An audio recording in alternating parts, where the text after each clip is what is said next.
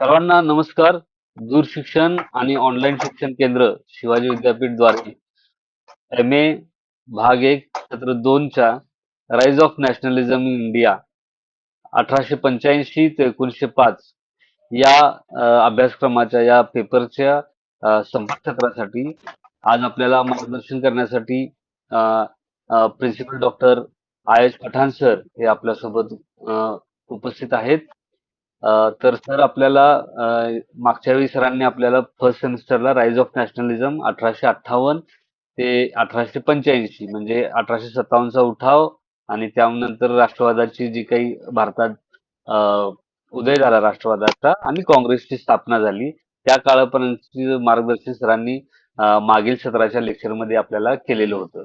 या सत्रामध्ये आपल्याला तुम्हाला जो पुस्तक आपण पुरवलेलं आहे त्यामधलं प्रकरण 3रं आणि 4थं हे तुम्हाला वाचायचं आहे, अभ्यासायचं आहे आणि या संपर्क सत्रामध्ये सर आपल्याला 1885 म्हणजे काँग्रेसच्या स्थापनेनंतर 1905 या काळापर्यंतच्या भारतातील राष्ट्रवादाच्या उदयाच्या संदर्भातल्या सगळ्या विविध घडामोडी आणि प्रवाह जे आहेत त्या संदर्भात सर आपल्याला मार्गदर्शन करतील.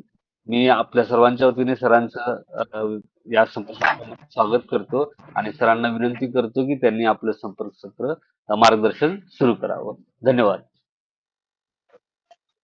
आवाज येतोय सर माझा?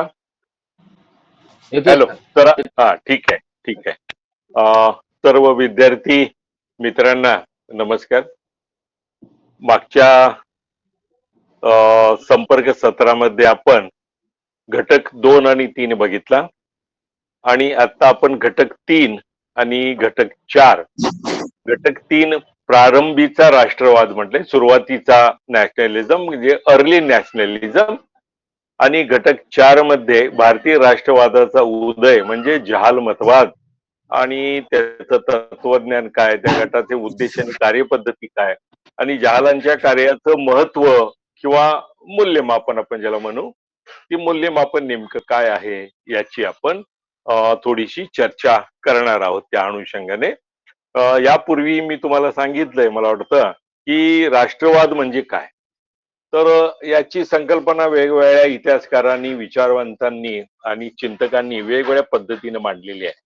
पण साध्या सोप्या भाषेत जर बोलायचं झालं तर राष्ट्रवाद म्हणजे राष्ट्राबद्दलचं प्रेम, राष्ट्राच्या अस्तित्वाची आणि अस्मितेची जाणीव, राष्ट्रासमोरच्या प्रश्नांची जाणीव आणि तो प्रश्न सोडवून राष्ट्राच्या विकासाच्या संदर्भात काय करता येईल याच्याबद्दलची एक पॉझिटिव्ह अशी विचारसरणी म्हणजे राष्ट्रवाद. दुसरं तिसरं राष्ट्रवाद म्हणजे काही नाही. तर साध्या भाषेमध्ये बोलायचं झालं तर राष्ट्रवाद म्हणजे राष्ट्रप्रेम असा त्याचा अर्थ होतो. अर्थात राष्ट्रवाद हा कधी निर्माण झाला भारतामध्ये याच्याबद्दल सुद्धा इतिहासकारांच्यात मतभेद आहेत. नेमकं कधी सुरू झाला, काही इतिहासकारांचं मत आहे की प्राचीन कालखंडापासून भारतामध्ये राष्ट्रवाद होता, तर काही जणांचं म्हणणं आहे की 1885 ला राष्ट्रीय सभेची निर्मिती झाली, तिथूनच खरा राष्ट्रवाद सुरू झाला. तर काही जणांचं म्हणणं आहे की 1857चा उठाव हा राष्ट्रवादी भूमिकेतून झालेला होता, तर राष्ट्रवादाची सुरुवात ही 1857च्या उठावाने झाली. जरी उठाव अयशस्वी झाला असला तरी सुद्धा जनतेच्या मनामध्ये क्रांतिकारकांनी राष्ट्रप्रेमाची ज्योत तेवत ठेवण्याचं काम केलं, ती प्रज्वलित केली असाही काही इतिहासकारांनी अर्थ काढलेला आहे. अर्थात प्रत्येकाची इतिहासकाराची दृष्टी वेगवेगळी असते.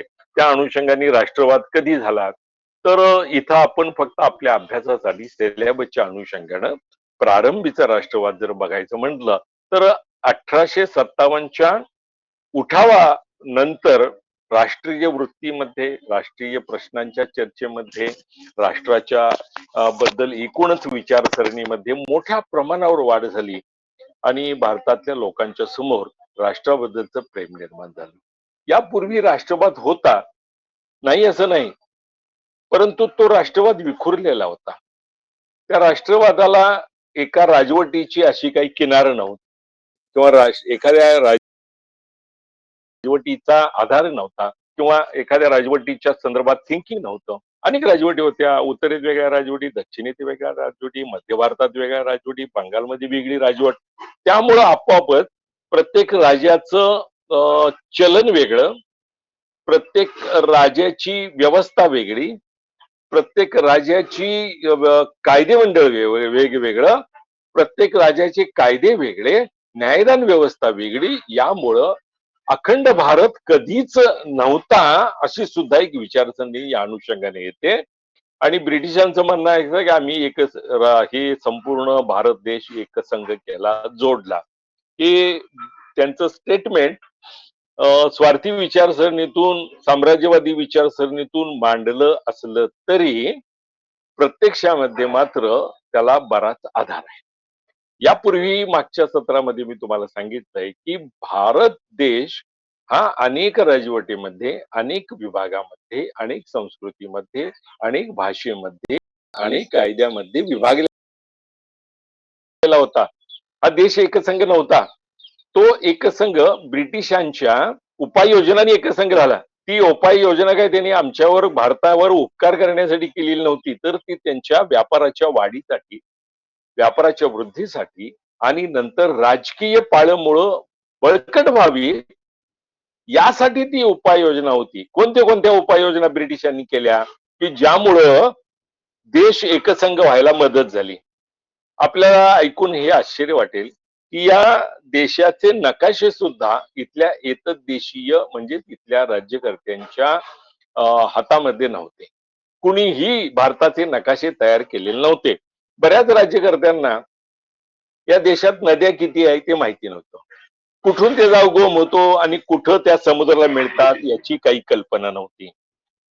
या देशाचे नकाशे त्यांच्याकडे नव्हते, रस्ते नव्हते, कालवे कुणी सरळ बांधलेले नव्हते. काही सन्माननीय अपवाद आहेत, तो भाग वेगळा. शिवाजी महाराजांची जलनीती अत्यंत उत्कृष्ट होती. याचबरोबर काही राजेवाड्यांनी लोकांना एकत्रित करणं, त्यांच्या समस्या सोडवण्याचं काम वगैरे केलं, हा भाग आहे. एक भाषा नव्हती, एक शिक्षण पद्धती नव्हती, एक न्याय व्यवस्था नव्हती, एक पोस्टाची व्यवस्था नव्हती, म्हणजे मेसेज डिस्ट्रीब्युशन ज्याला आपण म्हणतो ते डिस्ट्रीब्युशन नव्हतं. इंग्रजांनी इथं आल्यानंतर या देशाचे नकाशे तयार केले, या देशाची माहिती एकत्र केली, या देशामध्ये एक शिक्षण व्यवस्था लावली, या देशामध्ये एक चलन व्यवस्था निर्माण केली, या देशामध्ये न्याय व्यवस्था त्यांनी उभा केली. एकच न्याय, फक्त एक होतं की ब्रिटिश स्टेट आणि प्रिन्सली स्टेट हे वेगळे वेगळे होते. ब्रिटिशांनी आपल्या ताब्यातला प्रदेश घेऊन त्याला ब्रिटिश स्टेट असं म्हटलं होतं, तर काही राजे राजवाड्यांच्या अखत्यारीमध्ये, नियंत्रणामध्ये भारतातला काही प्रदेश त्यांचा त्यांचा असलेला आपल्याला दिसून येतो. त्याला ते प्रिन्सली स्टेट्स म्हणायचे. परंतु ब्रिटिश स्टेटमध्ये मात्र त्यांनी शिक्षण पद्धती, न्याय व्यवस्था, कायदे व्यवस्था ही सुरू केल्यामुळं एक प्रकारची व्यवस्था, एकसंघपणा या देशात आला, हे आपल्याला तांत्रिक दृष्ट्या नाकारता येत नाही. रेल्वे व्यवस्थेमुळं आपोआपच एका ठिकाणाहून मनुष्य दुसऱ्या ठिकाणी जायला लागला. इंग्रजी भाषा शिक्षणाची केल्यामुळं पश्चिम बंगालचा माणूस पंजाब बरोबर, पंजाबच्या माणसाशी बोलायला लागला, तर बिहारचा माणूस तामिळनाडूशी बोलायला लागला. त्यापूर्वी मात्र या देशाची भाषा एक अशी नव्हती. मराठी माणूस पंजाबी माणसाशी बोलताना थोडासा कचरत असायचा, तर बंगाली माणूस तामिळनाडूच्या माणसाशी बोलताना कचरत असायचा. त्यांना आपल्या विचाराचं आदान प्रदान करता येत नव्हतं. पण ज्या वेळेला इंग्रजी भाषेची शिक्षणाची सुरुवात झाली, इंग्रजी भाषेमध्ये शिक्षण द्यायला सुरुवात झाली, त्यामुळं या देशातला माणूस एकमेकाशी बोलायला लागला, एका प्रांतातला माणूस दुसऱ्या प्रांतात बोलायला लागला आणि त्याच्यामुळं आपोआपच विचाराचं आदान प्रदान सुरू झालं आणि एकसंघ व्हायला मोठी मदत झाली, आदान प्रदान झालं. हे लोक आलेत कसे आले, कधी आले, त्यांनी काय इथं केलं आणि स्वार्थी वृत्ती त्यांची कशी आहे याची सगळी ओहापोह आणि चर्चा सुरू झाली.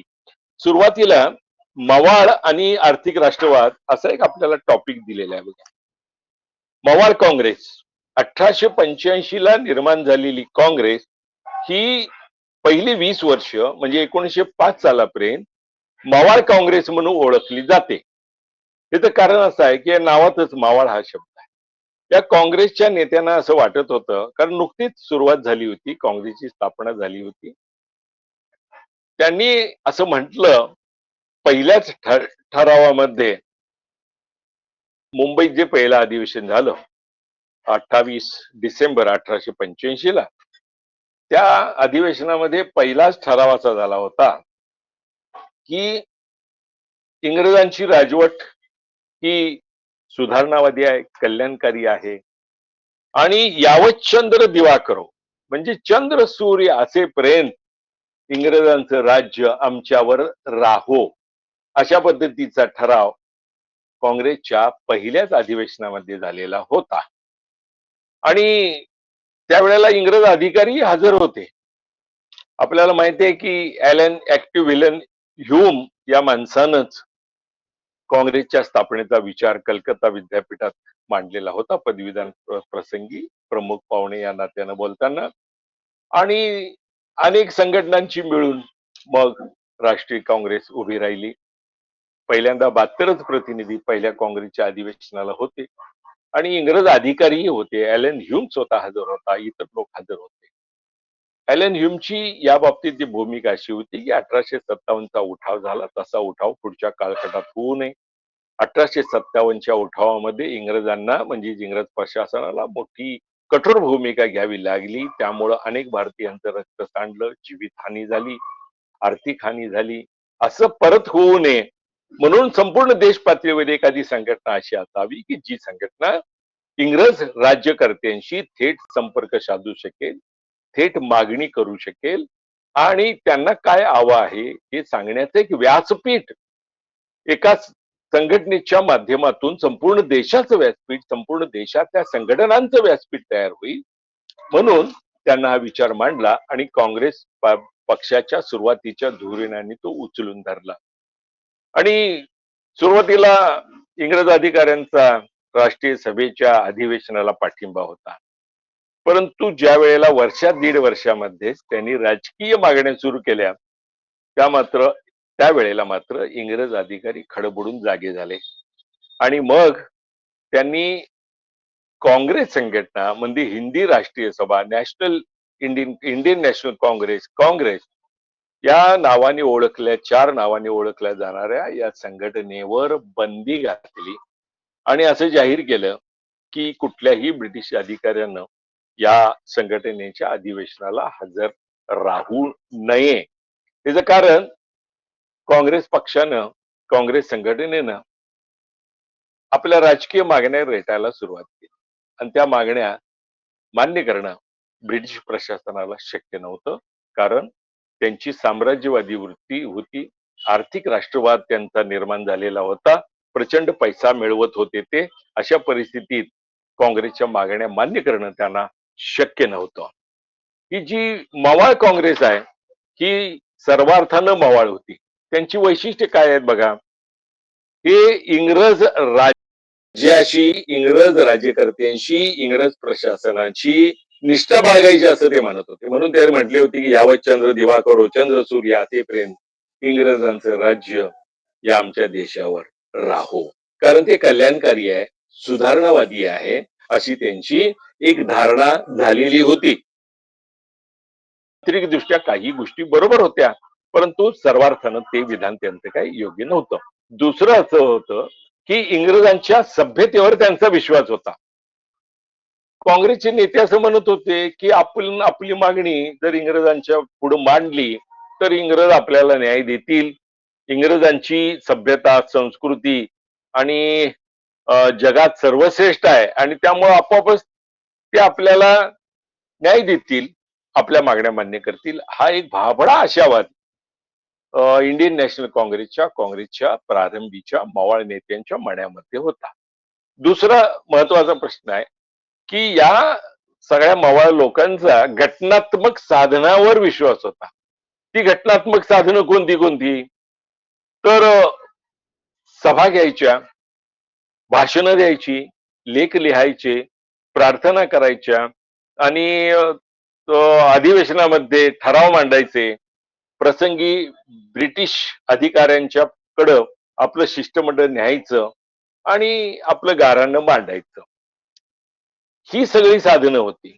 त्यांनी कुठंही ज्याला आपण रेल रोको, रस्ता रोको, टीकात्मक, उपोषण हा गांधीजींच्या चळवळीनंतर भाग आला. परंतु कुठंही ब्रिटिश सरकारचा उल्लेख करायचा नाही, उलट त्यांना अवमानित करायचं नाही.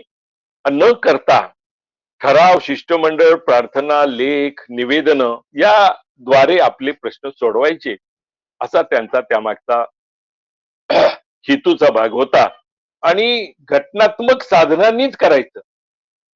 रेल्वेचे पूल उकडायचे नाहीत, पोस्टाला आग लावायची नाही, क्रांतिकारक कारवाया करायच्या नाहीत, ब्रिटिश अधिकाऱ्यांना धमकी द्यायची नाही, ब्रिटिश अधिकाऱ्यांना ठार करायचं नाही, सरकारी तिजोरी लुटायची नाही, असले सगळे प्रकार होते. आणि ब्रिटिश प्रशासनाशी तडजोड करून मगच आपलं म्हणणं मांडायचं, असा त्यामागचा त्यांचा हेतू होता. तिसरा मुद्दा, इंग्रजांच्या न्यायप्रियतेवर त्यांचा विश्वास होता. कारण इंग्रजांच्या वसाहती, इंग्रजांचं राज्य सगळ्या जगभर पसरलेलं होतं आणि इंग्रज लोक न्यायी आहेत. त्यामुळं आपण जर एखादी मागणी केली तर इंग्रज लोक आपल्या मागणीला योग्य ते न्याय देतील आणि आपली मागणी मान्य करतील. अशा पद्धतीचा एक भाबडा आपण म्हणू असा आशावाद या सगळ्या नेत्यांच्या मनामध्ये होता. त्यामुळे हे लोक आक्रमक अशा धोरणांचा अवलंब करत नव्हते. आणखीन एक भाग आहे की या लोकांचा की नाही क्रमाक्रमानं सुधारणा यावर विश्वास होता. आपल्याला आश्चर्य वाटेल की सुरुवातीची त्यांची मागणी काही अधिकारांची होती. आमचं म्हणणं ऐकून घ्या होतं. नंतर योग्य त्या आमच्या सुधारणा करा, अर्ज विनंती आमच्या मान्य करा, अर्ज स्वीकारा, त्याच्यावर विचार करा, अशी त्यांची एक धारणा होती. त्यामुळं एकदम सुधारणा होतील असा भाग नाहीये. वसाहतीच्या स्वराज्याची मागणी सुद्धा उशिराने आली. आणि विद्यार्थ्यांनी कायम लक्षात ठेवायला पाहिजे की 1930 मध्ये स्वातंत्र्याची मागणी आलेली आहे. वसाहतीचं स्वराज्य वेगळं आणि स्वातंत्र्याची मागणी वेगळं. आम्हाला स्वातंत्र्य द्या, म्हणजे तुम्ही पूर्ण अधिकार आम्हाला द्या, पूर्ण प्रशासन यंत्रणा आम्ही बघतो, अशा पद्धतीची मागणी 1930च्या आधी आलेली नव्हती. तर 1930च्या आधी काय होतं? स्वराज्य. स्वराज्य कसलं? तर वसाहतीचं स्वराज्य. वसाहतीचं स्वराज्य म्हणजे काय? तर ब्रिटिशांच्या जगभर वसाहती होत्या. असं म्हटलं जात होतं की ब्रिटिशांच्या साम्राज्यावर सूर्य मावळत नाही. भौगोलिक दृष्ट्या, तांत्रिक दृष्ट्या हे खरं होतं की जिथं सूर्य उगवेल आणि त्याची किरणं ज्या भूप्रदेशावर पडतील, पसरतील, तिथं इंग्रजांचं राज्य असेल, इंग्रजांची वसाहत तरी असेल. त्यामुळे जगभर इंग्रजांच्या वसाहतीवर सूर्य मावळत नाही, इंग्रजांच्या साम्राज्यावर सूर्य मावळत नाही, असं जे म्हटलं जायचं ते खरं होतं. तांत्रिकदृष्ट्या, भौगोलिकदृष्ट्या खरं होतं. त्यामुळे वसाहतीचं स्वराज्य काही वसाहतींना इंग्रज प्रशासनानं दिलेलं होतं, इंग्रज राज्यकर्त्यांनी दिलेलं होतं. तसं आम्हाला द्या, अशी मागणी ही मवाळ काँग्रेसची होती. 1905 पर्यंत होती. म्हणजे 1885 ते 1905 20 वर्ष या मवाळ काँग्रेस मधल्या मवाळ नेत्यांनी इंग्रज व्यवस्थेसमोर अत्यंत मवाळ पद्धतीनं आपल्या मागण्या मांडलेल्या होत्या. ते आक्रमक झालेले नव्हते, ब्रिटिश प्रशासनावर टीका करत नव्हते किंवा ब्रिटिश प्रशासनाचं, त्यांच्या अधिकाऱ्यांचं वाभाड काढत नव्हते. बोलताना सुद्धा दबून बोलायचे, अत्यंत सकारात्मक बोलायचे, विनंत्या करायचे, अशी सगळी भूमिका त्यांची होती. त्यामुळं या सगळ्या काँग्रेसला, 1905 पर्यंतच्या काँग्रेसला मवाळ काँग्रेस असं म्हटलं जातं. वसाहती या वेळेला मात्र अशी एक या फिलॉसॉफीलाच एक क्रॉस फिलॉसॉफी तयार झाली, जी क्रॉस फिलॉसॉफी जहाल नेत्यांची होती, जहाल विचारसरणीची होती. मवाळ मधलेच काही नेते असं म्हणायला लागले की आता गेली 20 वर्ष, म्हणजे 15 वर्षापासूनच या विचाराची सुरुवात झाली, गेली 15 वर्ष आम्ही अर्ज विनंत्या करतोय, ब्रिटिश प्रशासन त्या अर्ज विनंत्या ऐकतं आणि आपण गेल्यानंतर ते कचऱ्याच्या टोपलीत टाकतं, त्याचा विचार करत नाही, काय ते आपल्याला देत नाही. यांना ही सन्मानाची, समन्वयाची, आपलेपणाची, प्रेमाची भाषा कळत नाही. यांना थोडीशी आक्रमक भाषा आपण केली पाहिजे, ती त्यांना कळेल, असा एक विचारसरणीचा भाग अ, राष्ट्रीय सभेच्या नेत्यांच्या मध्ये सुरू झाला आणि त्यांचा वेगळा गट बनला. त्या गटानं मवाळ काँग्रेसवरच टीका करायला सुरू झाली. म्हणजे अंतर्गत ज्याला आपण वादविवाद म्हणतो, तो वादविवाद सुरू झाला आणि त्यांनी शेलकी विशेषणं या मवाळवादी नेत्यांना दिली. कोणी? काँग्रेसमधल्याच लोकांनी. ते असं म्हणायचे की स्वराज्याची मागणी करणारे भिक्षेकरी या लोकांना म्हणायचे. ब्रिटिशांच्या न्यायप्रियतेवर अतिविश्वास ठेवणारे भोळे लोक असंही म्हणायचे. पुन्हा इंग्रजांच्या दावणीला बांधली गेलेली संघटना असाही टीकेचा जोर वाढायला लागला आणि यातूनच काही लोक हे आक्रमक झाले आणि त्यांचं असं म्हणणं होतं की ही भाषा समन्वयाची ब्रिटिश राज्यकर्त्यांना कळत नाही. आपण थोडस उग्र भाषेमध्ये, आक्रमक भाषेमध्ये त्यांना आपलं म्हणणं सांगण्याची गरज आहे असं त्यांना वाटत होतं. दुसरा एक भाग असा होता की ब्रिटिश प्रशासन आपली कशी लूट करतं हे अर्थशास्त्राच्या अनुषंगानं सांगण्याचं काम पहिल्यांदा जर कुणी केलं असेल तर दादाभाई नौरोजींनी केलं. म्हणून त्यांना भारतीय अर्थशास्त्राचं जनक असं म्हटलं जातं. भारतीय अर्थशास्त्र. त्यांनी जो सिद्धांत मांडला तो सिद्धांत म्हणजे ड्रेन थिअरी. मराठीमध्ये त्याला निस्सारण सिद्धांत म्हणतात. ड्रेन थिअरी, संपत्ती वाहून नेण्याचं काम, संपत्तीचं निस्सारण होण्याचं काम. भारतामधली संपत्ती इंग्लंडला जाते, म्हणजेच ड्रेन होते, त्याचं निस्सारण होतं, भारतातील संपत्ती प्रवाहित होते आणि ती इंग्लंडकडे प्रवाहित होते, इंग्लंडच्या तिजोरीत जाऊन ती थांबते, असं त्यांचं त्यामागचं सूत्र होतं. आणि हे दुसरीकडे कुठं मांडलं नाही तर दादाभाई नौरोजी ब्रिटिश पार्लमेंटचे मेंबर होते, सदस्य होते सन्माननीय. त्यांनी ब्रिटिश पार्लमेंटमध्ये स्टॅटिस्टिकल इन्फॉर्मेशनच्या द्वारे ही मांडणी केली की भारतातून संपत्तीचा ओघ हा इंग्लंडकडे वाहतो आणि त्यांनी स्टॅटिस्टिकल इन्फॉर्मेशनच्या आधारे मांडणी केल्यामुळं ब्रिटिश धुरीणांना हे त्यांचं म्हणणं खोटं आहे असं सांगता आलं नाही, कारण आकडेवारी सगळी होती. दादाभाई नौरोजी अर्थशास्त्राचे अत्यंत गाढे अभ्यासक होते. त्यांनी ही अशी मांडणी केल्यामुळं ब्रिटिशांना काही बोलता येईना. जगभर त्यांची नाचक्की झाली आणि दादाभाई नौरोजी हे स्टॅटिस्टिकल इन्फॉर्मेशनच्या आधारे बोलतात असे जगभर त्यांचं कौतुक झालं. त्यांचा सिद्धांत हा सत्य अशा कसोटीवर उतरला. त्यांचा प्रतिवाद झाला नाही. इंग्लंडच्या पार्लमेंटमध्ये इंग्लंड सरकार भारताची कशी लूट करते हे त्यांनी सप्रमाण सिद्ध करून दाखवलं आणि ब्रिटिशांची तोंड बंद करण्याचं फार मोठं क्रांतिकारी काम दादाबाईंनी केलं. म्हणून त्यांना भारतीय अर्थशास्त्राचं जनक असं म्हटलं जातं. जनजागृती निर्माण करण्याचं काम सुद्धा यावेळेला मवाळ काँग्रेसने केलं. वृत्तपत्राच्या द्वारे, सभांच्या द्वारे त्यांनी भारतीय जनमानसाची मनसामध्ये जागृती केली. दुसरं असं होतं की औद्योगिक विकासाची गरज भारताला होती, कारण ज्यामध्ये आपला आर्थिक इंटरेस्ट आहे किंवा आर्थिक हित आहे तीच बाब ब्रिटिशांना आवडायची, तीच बाब ब्रिटिश पूर्ण करायचे, उपाययोजना करायचे. त्यामुळं भारतीय व्यवस्थेचा विकास काही फारसा झालेला नव्हता. परराष्ट्र व्यापार, रेल्वे मार्ग, जकात, परकीय चलन, वित्त आणि कामगार यांच्या संदर्भामध्ये औद्योगिकरण आणि मुद्द्यांचा विचार केला तर औद्योगिकरणाची गरज खूप होती, परंतु औद्योगिकरण होत नव्हतं. 1853च्या दरम्यान भारतीय रेल्वे सुरू झाली. ती इंग्रजांनी आपल्या फायद्यासाठी तयार केली. भारतीय रेल्वेचं जाळं त्यांनी तिथून सुरू केलं. पहिल्यांदा मुंबईला ही रेल्वे सुरू झाली आणि नंतर जगभर म्हणजे सॉरी देशभर त्याचं जाळं पसरलं.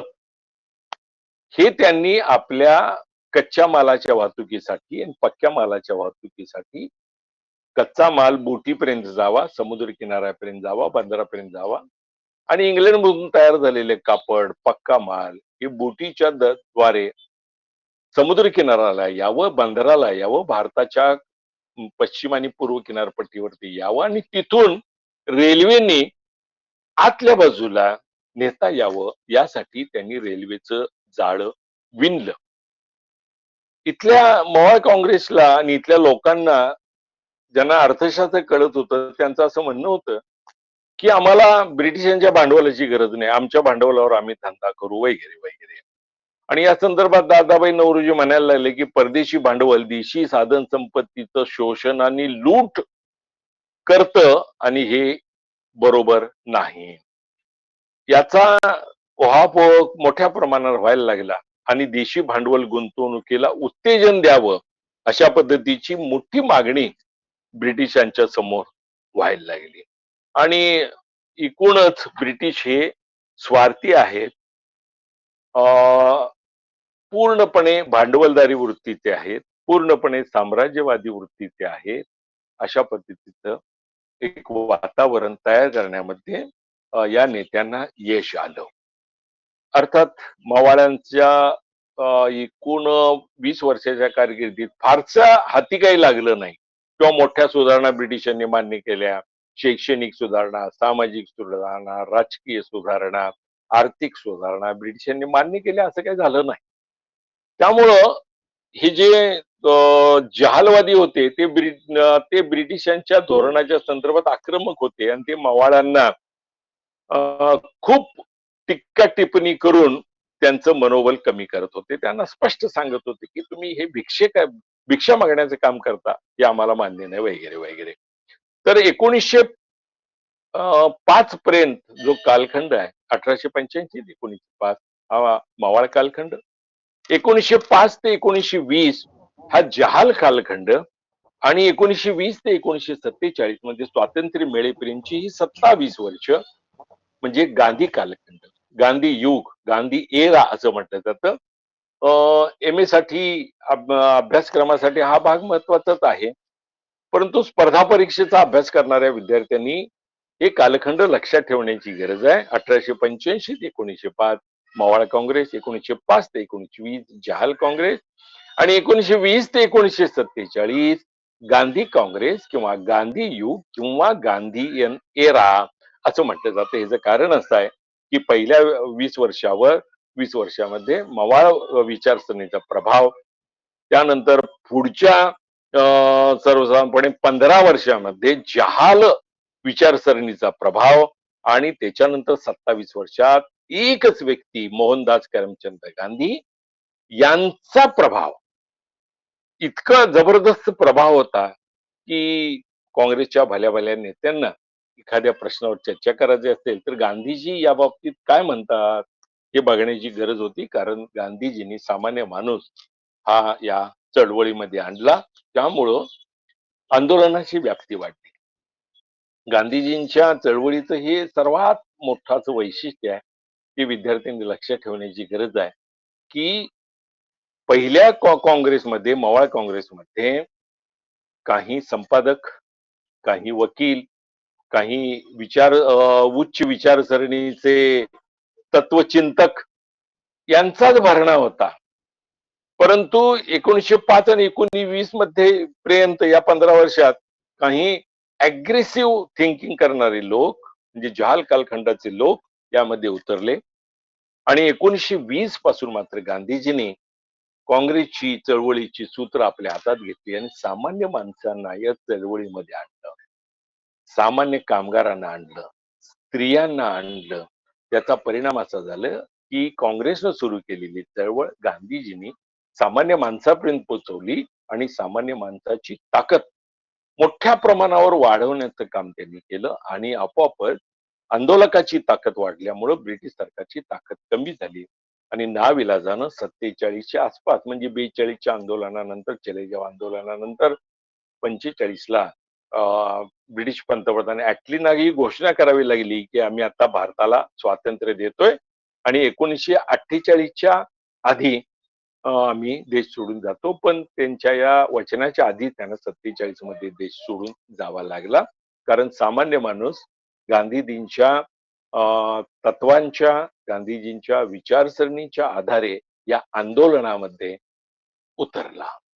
नेत्याला ही जनमानसाची नस ओळखण्याचं कौशल्य असावं लागतं. यापूर्वीच्या मध्ययुगीन कालखंडामध्ये छत्रपती शिवाजी महाराजांनी ही नस ओळखली आणि माळवा, ज्याला आपण म्हणतो माळवा प्रांतातला तो मावळा, ती सगळी मंडळी ही आपल्या स्वराज्य निर्मितीच्या कार्यामध्ये आणली. त्यामुळे स्वराज्य निर्मितीचा त्याला बेस आपण म्हणतो, फाउंडेशन म्हणतो, ते ब्रॉड झालं, ते व्यापक झालं. या काँग्रेसनं काहीच केलं नाही असं जहालमतवाद्यांचं म्हणणं होतं. परंतु असं काही नाही आहे. वसाहतीचं स्वराज्य हे काँग्रेसनं आपल्या 20 वर्षाच्या, मावळा काँग्रेसनं 20 वर्षाच्या कार्यामध्ये आपलं ध्येय ठरवलं आणि 1905 सालच्या वाराणसीच्या अधिवेशनात त्यावेळेचे अध्यक्ष जे होते काँग्रेसचे गोपाळकृष्ण गोखले यांनी अध्यक्षपदाच्या आपल्या भाषणामध्ये सांगितलं की स्वराज्य हे काँग्रेसचं ध्येय आहे, स्वातंत्र्य नव्हे. या दोन्ही शब्दामध्ये खूप अंतर आहे. स्वराज्य आणि स्वातंत्र्य. स्वातंत्र्य म्हणजे पूर्ण स्वातंत्र्य, ब्रिटिशांनी इथून निघून जावं, आम्ही आमच्या पद्धतीने राज्य करू. आणि स्वराज्य म्हणजे तुमचं राज्य राहू दे, परंतु स्वतःच्या राज्यातले काही अधिकार चर्चा करण्याचे, निर्णय घेण्याचे, बजेट आखण्याचे, त्याचे इम्प्लिमेंटेशन करण्याचे अधिकार काही आम्हाला असावे, ते स्वराज्य म्हणजेच वसाहतीचं स्वराज्य मगाशी सांगितल्याप्रमाणे. तर ते ध्येय काँग्रेसनं बनवलं, हे आपल्याला नाकारता येत नाही. दुसरं, हिंदी लोक राज्यकारभार करायला पात्र नाहीत असं इंग्रज धुरीणांचं, अधिकाऱ्यांचं म्हणणं होतं. त्यामुळे ते म्हणत होते की तुमच्यावर राज्य करण्यासाठी परमेश्वरानं आम्हाला पाठवलेलं आहे, तुम्ही राज्य करण्यासाठी पात्र नाही, एकसंघपणा तुमच्याकडे नाही, तुमच्याकडे बुद्धिमत्ता नाही, तुमच्याकडे आकलन क्षमता नाही, तुमच्याकडे नियोजन नाही, वगैरे वगैरे अशा आक्षेप आणि आरोप ब्रिटिश प्रशासन यंत्रणेतील तत्कालीन अधिकारी घेत होते. काही मुत्सद्दी सुद्धा अशा पद्धतीनं भारतीय जनमानसावर टीकेचे आसूड ओढत होते. तर ज्या वेळेला 1892च्या कायद्यानं काही अधिकार मिळाले आणि मग ब्रिटिश प्रशासनाला इथल्या लोकांनी दाखवून दिलं की आम्ही राज्यकारभार करायला पात्र आहोत. कारण 1892च्या सुधारणा जो कायदा झाला, त्या कायद्याने व्हाईसरॉयच्या मंडळात भारतीय प्रतिनिधींना प्रवेश मिळाला. व्हाईसरॉयचं कायदे मंडळ जे संपूर्ण देशाचा कारभार बघत होतं, त्या मंडळामध्ये भारतीय प्रतिनिधींना प्रवेश मिळाला आणि त्यांनी आपल्या भाषणांनी, आपल्या मागण्यांनी आपण आणि आपल्या विचारसरणीने आपण राज्य करायला पात्र आहोत अशा पद्धतीची एक वातावरणाची निर्मिती केली आणि तिथल्या चर्चा सुद्धा उपयुक्त ठरल्या आणि मग त्या लोकांना आपण राज्य करण्यास पात्र आहोत हे दाखवण्याची संधी मिळाली. हिंदी जनतेची गाऱ्हाणी या मावळ काँग्रेसनं इंग्रज प्रशासनासमोर मांडलेली आहेत. त्यांनी शेतकऱ्यांचे प्रश्न मांडले, दुष्काळग्रस्तांना मदत द्या याची मागणी केली, कमी व्याज दरात शेतकऱ्यांना कर्ज पुरवठा करा, उद्योगीकरणाला, औद्योगिकरणाला चालना द्या, गरिबावरचे कर कमी करा, या बाबतीतली सगळी गाऱ्हाणे संबंधित अधिकाऱ्यांच्या बैठकीच्या आणि प्रशासन यंत्रणेच्या समोर मांडली. यातल्या बऱ्याच गोष्टी सरकारला मान्य कराव्या लागल्या, जरी त्यांच्या साम्राज्यवादी विचारसरणीच्या विरोधात असलं तरी सुद्धा नाविलाजानं त्यांना काही गोष्टी काँग्रेसच्या, मवाळ विचारसरणीच्या अनुषंगाने केलेल्या मागण्या त्यांना मान्य कराव्या लागल्या.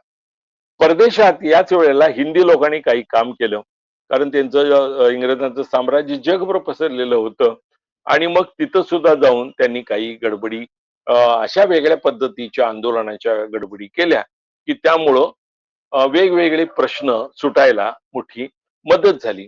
भारतीय लोक मजुरीच्या बाबतीमध्ये आणि मजुरीचं कार्य करण्यामध्ये म्हणजे ज्याला आपण हार्ड वर्क म्हणतो, त्या हार्ड वर्कमध्ये किंवा हार्ड वर्क मध्ये मोठे तरबेज होते. त्यामुळं ब्रिटिशांनी या लोकांना आपल्या अनेक वसाहतीमध्ये पाठवलं होतं, परंतु सुविधा काही दिल्या नव्हत्या. आर्थिक सुविधा नव्हत्या, राहण्याच्या सुविधा नव्हत्या, खाण्यापिण्याची काही फार मोठी सुविधा त्यांनी निर्माण केलेली नव्हती. काळा गोरा भेद तिथं होताच. तर यांचे प्रश्न या मवाळ काँग्रेसच्या लोकांनी पुढे रेटले आणि काही सुधारणा केल्या. दक्षिण आफ्रिकेमध्ये याच कालखंडामध्ये गांधीजींचं वास्तव्य होतं. त्यांनी तिथं सुद्धा दक्षिण आफ्रिकेमध्ये काळ्या गोऱ्या भेदाच्या विरोधात आंदोलन केल्याचा दाखला आपल्याला गांधी चरित्रामध्ये सापडतो. आणखीन एक बाब होती की ज्यामध्ये मवाळ काँग्रेसला यश आलं, ती म्हणजे भारत मंत्र्याचं कार्यालय जे होतं ते कार्यालय होतं इंग्लंडमध्ये. तर त्या कार्यालयाचा आणि भारत मंडळाचा पगार मात्र भारतीय तिजोरीतून भागवला जात होता.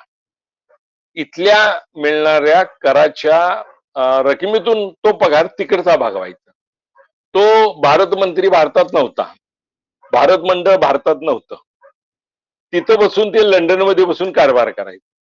त्यांचा पगार मात्र भारताच्या बॅलन्स स्टेटमेंट मध्ये समाविष्ट असायचा. त्यामुळे खर्च वाढलेला असायचा. खर्च आहे म्हणून इंग्रज लोक पुन्हा टॅक्स बसवायचे आणि ही मागणी मात्र काँग्रेसनं वारंवार रेटली की भारत मंत्री आणि त्यांचं भारत मंडळ यांचा जो खर्च आहे, त्यांचा पगार जो आहे, मानधनाची रक्कम आहे, ती ब्रिटिश तिजोरीतून गेली पाहिजे. आमच्या तिजोरीतून, भारत देशाच्या तिजोरीतून ती जाता कामा नये, अशा पद्धतीची मागणी यांनी पहिल्यापासून केली आणि त्याला यश मात्र आलं 1919 साली. आणि मग काही पगार, हा पगार सुरुवातीला भागवला आणि नंतर मात्र त्यांचा सगळा पगार हा ब्रिटिश तिजोरीतून इंग्लंडला भागवावा लागला. जनतेची ही मागणी मात्र मान्य झाल्यामुळं यांना एक वेगळ्या पद्धतीचा हुरूप आला. राष्ट्रीय चळवळीचा पाया त्यांनी भक्कम केला. राष्ट्रीय चळवळ ही चळवळ आहे आणि ती आपल्या फायद्याची आहे. ती इंग्रजांच्या विरोधातली आहे, अन्यायकारी इंग्रजांच्या विरोधातली आहे. ती चळवळ आपण केली पाहिजे, हा त्यांचा विचार. मग ती अर्ज विनंत्या, शिष्टमंडळ, सभा, ठराव याद्वारे का असेना, परंतु ती आपण मागणी केली पाहिजे आणि इंग्रजांच्याकडून आपले हक्क आपण घेतले पाहिजे. अशा पद्धतीचा विचार हा पुढे आला आणि तो विचार बहुतांशी मान्य झाला. त्यामुळं त्याचा व्यापकता मोठ्या प्रमाणावर वाढली. यानंतरचा जो कालखंड आहे की हिंदू पुनरुज्जीवन म्हणजेच हिंदू फिलॉसॉफी. हिंदू धर्म हा मागासलेला आहे असं ब्रिटिशांचं म्हणणं होतं. यांना सामाजिक सुधारणा म्हणजे काय ठाऊक नाही, हे मागासलेल्या विचारसरणीचे आहेत. यांच्या धर्मामध्ये अनेक चुकीच्या पद्धती आहेत, अनेक अंधश्रद्धा आहेत आणि हे लोक त्यामुळंच राज्यकारभार करायला, प्रशासन बघायला पात्र नाही, अशा पद्धतीचा विचार आणि अशा पद्धतीचं वक्तव्य ब्रिटिश अधिकाऱ्यांच्याकडून जाहीरपणानं करण्यात येत होतं. त्यातल्या सगळ्यातल्या बाबी, अंधश्रद्धा आपल्या समाजामध्ये मोठ्या प्रमाणावर होत्या. त्यातली एक प्रमुख अंधश्रद्धा होती की सतीच्या चालीची पद्धत. याला पहिल्यांदा आंदोलनाचं रूप दिलं राजा राममोहन रॉय. राजाराम असं कधी म्हणायचं नाही, कारण राजा हा त्यांना मुघल बादशाहनं दिलेला किताब होता. राजा, त्यांचं मूळ नाव राममोहन रॉय. त्यामुळे राजाराम असं आपण जोडू नका कृपया. राजा राम मोहन रॉय. त्यांच्या बंधूंचं निधन झालं आणि मग सनातन्यांनी त्यांच्या वहिनीला फाशीत जायला भाग पाडलं. जिवंतपणी विधवेनं स्वतःला जाळून घ्यावं, तेही नवऱ्याच्या चितेवर बसून. नवऱ्याचं म्हणजे मृत नवऱ्याचं मुंडकं आपल्या मांडीवर घ्यावं आणि त्याच्याबरोबर स्वतःला जाळून घ्यावं, अशी अत्यंत विलक्षण दुर्दैवी अमानवी प्रथा आपल्या समाजामध्ये होती. आणि रॉयच्या बंधूचं निधन झाल्यानंतर वहिनीचं त्यांच्या सती जाणं हे त्यांनी आपल्या डोळ्यांनी बघितलं आणि त्यावेळेपासून रॉयने या सतीच्या प्रथेविरुद्ध आंदोलन सुरू केलं आणि नंतर अ, या लॉर्ड बेंटिंगला या पद्धतीच्या विरोधात कायदा करावा लागला. नाविलाजाने केला, कारण त्यांच्या आंदोलनाची दिशा वाढली. त्यांनी असं ब्रिटिश प्रशासनासमोर मांडलं रॉयने, की धर्माच्या नावाखाली हिंदू धर्मामध्ये रोज दिवसाढवळ्या अनेक खून होत आहेत. सतीच्या प्रथेला त्यांनी खुनाची उपमा दिली आणि अत्यंत दुर्बल असणारी स्त्री ही स्वतःला जाळून घेते, नाविलाजाने जाळून घेते. एखाद्या स्त्रीला त्या भाजल्याच्या यातना जर सहन होत नसतातच, तर सहन होत नाही म्हणून जर ती चितेच्या तिथून बाहेर यायला लागली, तर बांबूनी तिला पुन्हा ढकलून दिलं जायचं आणि तिला जगण्याचा अधिकार नाही म्हणून तिनं आपल्या नवऱ्याशी सहगमन करावं, स्वर्गात जावं. अशा पद्धतीची अत्यंत विचित्र विक्षिप्त अशी पद्धत होती आणि रॉयने त्याच्या विरुद्ध आंदोलन सुरू करून तो कायदा करावा लागला. दुसरा एक भाग येतो, की हिंदू धर्म हा महान आहे. त्याचं पावित्र्य महान आहे. त्या धर्माची महती खूप मोठी आहे. हे सगळ्यांना ठाऊक होतं. परंतु इंग्रजांच्या येण्यामुळं आणि त्यांच्या एकूणच मिशनरी कामाच्या पद्धतीमुळं त्याच्यावर थोडीशी अ, राख आल्यासारखं झालं होतं आणि तो हिंदू अस्मितेचा निखारा थोडासा झाकाळला गेलेला होता. तर त्याला उजाळा देण्याचं काम आणि मूळ हिंदू धर्म किती पवित्र आहे, किती महान आहे, किती मानवतावादी आहे, हे सांगण्याचं काम अनेकांनी केलं. त्यामध्ये आर्य समाजाची स्थापना स्वामी दयानंद सरस्वती यांनी केली. 1875 त्यांनी मुंबईत आर्य समाज स्थापन केला आणि आपलं तत्वज्ञान पुढे रेटलं. कारण देशाची अस्मिता माहिती असायला हवी आणि अस्मिता माहिती होण्यासाठी आपल्या धर्माचं पावित्र्य, आपल्या धर्माचं महत्व जनमानसाला कळावं, हा त्यामागचा धोरणाचा भाग होता. आणि मूळ हिंदू धर्म आणि मूळ हिंदू तत्वज्ञान हे आपल्याच लोकांना कळायला हवं, म्हणजे मग आपल्याला उत्तर देता येतं, परकी आपली खिल्ली उडवणार नाही. हा विचार स्वामी दयानंद सरस्वतींनी मांडला आणि त्यांनी तत्वज्ञान स्वीकारलं. त्या तत्वज्ञानाचा एकूण भाग 5 तत्व महत्वाची जी आहेत ती आपल्या नोट्स मध्ये आहेत. तर परमेश्वराचं शुद्ध स्वरूपाचं ज्ञान हे वेदात आहे, म्हणून वेदाचं अध्ययन आपण केलं पाहिजे. अशा पद्धतीचा विचार स्वामी दयानंद सरस्वतींनी मांडला. वेदामध्ये वेद काळात सुद्धा आपण बघितलं तर लक्षात येईल की स्त्री पुरुष समानता आहे. जेवढे पुरुषांना अधिकार होते तेवढे स्त्रियांना होते. वेदाचा अध्ययन करण्याचा अधिकार होता. वेद काळामध्ये स्त्रियांना पुरुषांच्या बरोबरीनं संपत्तीमध्ये, आर्थिक व्यवहारामध्ये, घरातल्या कामकाजामध्ये समानतेची संधी होती, समानतेचा अधिकार होता. परंतु नंतर आलेल्या काही कालखंडामध्ये हा वेद कालाच्या नंतर आलेल्या कालखंडामध्ये स्त्री पुरुष समानता हक्क गेला आणि पुरुषापेक्षा स्त्री ही दुय्यम ठरायला लागली. म्हणून वेदाचा अर्थ हा समजावून सांगण्याचे काम हे या आर्य समाजाने हाती घेतलं. वेद हा आर्यांचा पवित्र असा धर्मग्रंथ आहे. ही फिलॉसॉफी त्यांनी मांडायला सुरू केली. चातुर्वर्ण्य ब्राह्मण, क्षत्रिय, वैश्य आणि शूद्र या 4 वर्णांच्या मध्ये, ज्याला चातुर्वर्ण्य म्हटलं जातं, हिंदू धर्माची विभागणी झालेली होती. आणि या 4 धर्मांचे स्वरूप हे एकमेकाला पूरक नव्हतं, एकमेकाच्या विरोधात होतं. ब्राह्मण सर्वात उच्च, क्षत्रिय ज्यांनी राज्य करायचं आहे, ज्यांनी राज्य राखायचं आहे, ज्यांनी लढाया करायच्या आहेत, त्यांचं 2 नंबरचं स्थान होतं. आणि वैश्य म्हणजे व्यापार उदीम करणारी जी मंडळी आहे ती 3ऱ्या क्रमांकावर होती. आणि वरच्या 3ही क्रमांकांच्या विभागांना स्वच्छता पुरवणारे जे कर्मचारी आहेत त्यांना शूद्र म्हटलं जायचं. त्यांनी अंग मेहनतीची कामं करावी, वरच्या 3 घटकांच्या संदर्भात स्वच्छतेची कामं करावी. त्यांना माणुसकीचे अधिकार सुद्धा मिळत नव्हते. त्याला चातुर्वर्ण्य व्यवस्था म्हटलं जायचं. स्वामी दयानंद सरस्वतींनी आर्य समाजाच्या माध्यमातून या चातुर्वर्ण्यावर आघात केले आणि सर्व लोकांना समान अधिकार मिळाले पाहिजेत अशा पद्धतीची मागणी त्यांनी केली. वैदिक धर्माची जी दारं आहेत ती दारं सर्व धर्मीयांसाठी खुलं आहेत.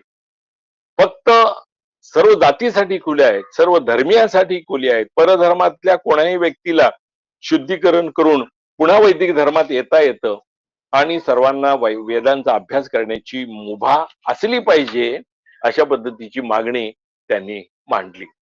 त्यांच्यानंतर ज्यांचा अभ्यासक्रमात समावेश केलेला आहे ते रामकृष्ण मिशन. या रामकृष्ण मिशनची स्थापना ही रामकृष्णांचे अत्यंत आवडते आध्यात्मिक असे शिष्य आपण म्हणू, ते शिष्यांनी स्वामी विवेकानंदांनी केली. नरेंद्र दत्त हे त्यांचं मूळ नाव आणि एका महाराजांनी त्यांना महाराज म्हणजे राजांनी त्यांना हे नाव दिलं विवेकानंद. विवेकामध्ये ज्याला आनंद आहे तो विवेकानंद असं नाव त्यांना मिळालं. आणि नंतर रामकृष्ण परमहंसांच्या मृत्यूनंतर स्वामी विवेकानंदांनी रामकृष्ण मिशनची स्थापना केली. आणि हिंदू धर्म किती पवित्र आहे, किती श्रेष्ठ आहे, जगातल्या अनेक धर्मांच्या मध्ये हिंदू धर्म श्रेष्ठ आहे याची महती त्यांनी पटवून द्यायला सुरू केली. रामकृष्ण मिशनने वेदांतांची मूलतत्व, वेदाची मूलतत्व स्वीकारली. वेदाच्या शिक्षणाला त्यांनी प्रोत्साहन दिलं. हिंदू धर्माचा वैभवशाली इतिहास आणि वैभवशाली भूतकाळ म्हणजेच भूतकाळ, तर इतिहास आणि भूतकाळ जो वैभवशाली आहे, उत्कर्षवादी आहे, जो समानतेच्या आधारावर आहे, जो मानवी कल्याणाचा आहे, तो लोकांसमोर त्यांनी मांडायला सुरुवात केली. आणि त्याचबरोबर स्वामी विवेकानंदांनी धार्मिक आणि सामाजिक सुधारणेचा संदेश देणारी फिलॉसॉफी स्वीकारली. त्यामुळे लोकांना, भारतीय लोकांना कळायला लागलं की ब्रिटिश लोक हिंदू धर्माला कमी लेखतात, आपल्याला अत्यंत तुच्छ लेखतात, ही बाब चुकीची आहे. उलट आपल्या व्यवस्थेमध्ये पवित्र अशा अनेक तत्वांचा समावेश आहे. हिंदू धर्म हा अत्यंत बळकट आहे, पवित्र आहे आणि पुरातन आहे. आणि इंग्रज म्हणतात किंवा युरोपियन संस्कृती म्हणते तसा आपला धर्म हा कमकुवत नाही याची जाणीव या अनुषंगाने झाली. तर ही जी मंडळी धर्म सुधारणावादी मंडळी होती यांनी भारतातल्या तरुणांच्या मनामध्ये, तरुण वर्गाच्या मनामध्ये आपल्या धर्माबद्दल आदर, आपल्या धर्माबद्दल आत्मीयता निर्माण करण्याचं काम केलं. हीच आत्मीयता, ही आदराची भावना नंतरच्या कालखंडामध्ये वाढीला लागली आणि आम्ही ब्रिटिशांच्या पेक्षाही पवित्र आहोत, ब्रिटिशांच्या पेक्षाही राज्यकारभार करायला पात्र आहोत अशा पद्धतीचा विचार हा वाढला. आपल्या देशाबद्दल, आपल्या धर्माबद्दल, आपल्या धर्म संस्कृतीबद्दल, आपल्या धार्मिक तत्वाबद्दल लोकांच्या मनामध्ये आपुलकीची भावना, प्रेमाची भावना अशी निर्माण करण्यामध्ये या सामाजिक, धार्मिक, शैक्षणिक सुधारणावाद्यांचा फार मोठा हात असल्याचा आपल्याला दाखला सापडतो. दुसरं एक असं होतं की दरवर्षी राष्ट्रीय काँग्रेस ठराव करायची आणि तो ठराव ब्रिटिशांच्याकडं पाठवून द्यायची, परंतु त्यावर काही उपाययोजना केली जायची नाही. त्यामुळे हे लोक वैतागले, चिडले. वर्षानुवर्ष आम्ही विनंत्या करतो, अर्ज करतो, निवेदन देतो, ब्रिटिश सरकार त्यात लक्ष घालत नाही. फार जुजबी सुधारणा त्यांनी दिल्या, जुजबी मागण्या आमच्या मान्य केल्या आणि महत्वाच्या मागण्या मान्य करत नाहीत. विशेषतः आर्थिक मागण्या, राजकीय मागण्या आमच्या मान्य करत नाहीत. त्यामुळे हे लोक खूप वैतागले. किती वर्ष ब्रिटिशांची दारं खटखटत राहायचं वगैरे वगैरे असं सुरू झालं. त्यामुळं वर्षभर ही नेत्यांची भाषणं व्हायची, ठराव व्हायचे, चर्चा व्हायच्या आणि ती ठराव, चर्चा हे कागदावर मांडून ते लोक द्यायचे, परंतु हे लोक काय ऐकायचे. त्यामुळं मवाळमधूनच काही लोक जहाल बनले. आता मवाळ विचारसरणीची गरज नाही, कारण त्यातून काही निष्पन्न होत नाही. ब्रिटिश लोक आपल्याला काहीच महत्व देत नाहीत, कुठलीच मागणी मान्य करत नाही. आता यांना कडक भाषेतच आपण विचारणा केली पाहिजे. अशा पद्धतीनं एक नेतृत्व पुढे आलं, ज्या नेतृत्वाला इतिहासामध्ये लाल, बाल आणि पाल म्हटलं जातं. लाल, लाला लजपतराय, बाल म्हणजे बाळ गंगाधर टिळक आणि पाल म्हणजे बिपिन चंद्र पाल. हे तिन्ही लोक तीन प्रांतातून आलेले आहेत. लोकमान्य टिळक महाराष्ट्राचे आपले नेते, बिपिन चंद्र पाल हे बंगालचे नेते, तर लाला लजपत राय हे पंजाब मधून आलेले नेते. आणि मग आक्रमक विचारसरणीला सुरुवात झाली. या आक्रमक विचारसरणीमध्ये एक विचार असा आला की चतुसूत्री अशी एक निर्माण झाली. चतुसूत्री म्हणजे 4 उपाय. ते 4 उपाय कुठले? तर परदेशी मालावर बहिष्कार हा पहिला उपाय. दुसरं, स्वदेशी मालाचा पुरस्कार हा दुसरा उपाय. तिसरा उपाय, राष्ट्रीय शिक्षणाचा प्रचार आणि स्वीकार. आणि चौथं, वसाहतीच्या स्वराज्याची मागणी. या चारही मागण्यामध्ये वेगळा वेगळा असा अर्थ आपल्याला दिसतो, पण सूत्र एकच आहे की आम्हाला आमचे अधिकार मिळायला पाहिजे. परदेशी मालावर बहिष्कार ही त्यावेळेला अत्यंत गरजेची बाब होती, कारण भारतातला कापूस अत्यंत कमी दराने तो घ्यायचा आणि इंग्लंडमध्ये न्यायचा आणि इंग्लंड मधल्या सूतगिरणीमध्ये त्यापासून सूत काढून कापड तयार करायचं आणि कितीतरी अधिक रकमेला ते कापड इथं आणून विकायचं. यामध्ये कित्येक म्हणजे शेकडो पट्टीचा फायदा ब्रिटिशांना व्हायचा.